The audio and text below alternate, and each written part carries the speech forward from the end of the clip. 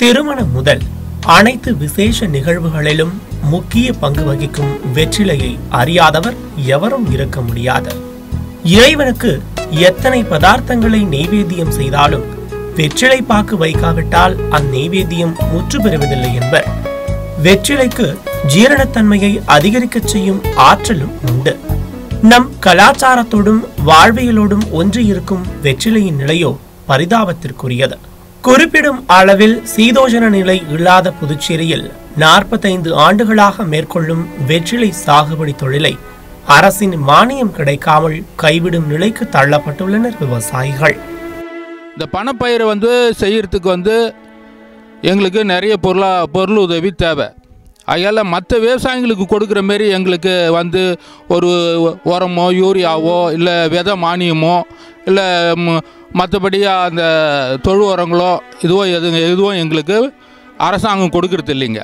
வெற்றிகரமாக 100 ஏக்கரில் பயிரிடப்பட்டு வந்தது தற்பொழுது 10 ஏக்கராக குறைந்துள்ளது. விவசாய தொழில் நலிவு, ஆள் பற்றாக்குறை, அரசு மானியம் நிறுத்தம் போன்ற காரணத்தால் இத்தொழில் முழுமையாக முடங்கிவிட்டதா, அதோடு மாற்று விவசாயத்திற்கு தள்ளப்பட்டிருப்பதாக கவலையுடன் தெரிவிக்கின்றனர் விவசாயிகள். எனக்கு கருத்து தெரிஞ்சு வில்லியனூர் பகுதியில் நான் ஒரு 100 ஏக்கர் இருந்த தோட்டத்தில் இன்றைக்கி 10 ஏக்கருக்கு இல்லாத வெளியில் ஆகிப்போச்சு. எங்களுக்கு விவசாயம் இருக்க மட்டமாக தான் ஆகுது. இதனால் நலிவழிஞ்ச தொழில் எதுன்னு சொன்னால் கஷ்டமான தொழில் என்னவோ விவசாயம் தான்.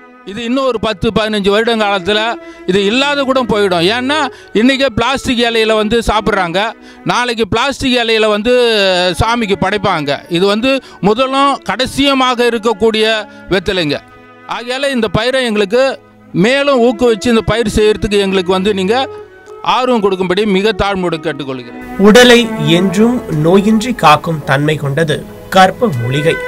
அதில் ஒன்றான வெற்றிலை மனித வாழ்வில் இன்றியமையாதது. அதுபோல் அதன் சாகுபடியை காப்பாற்றுவதில் நம் பங்கும் இருக்கத்தான் வேண்டும்.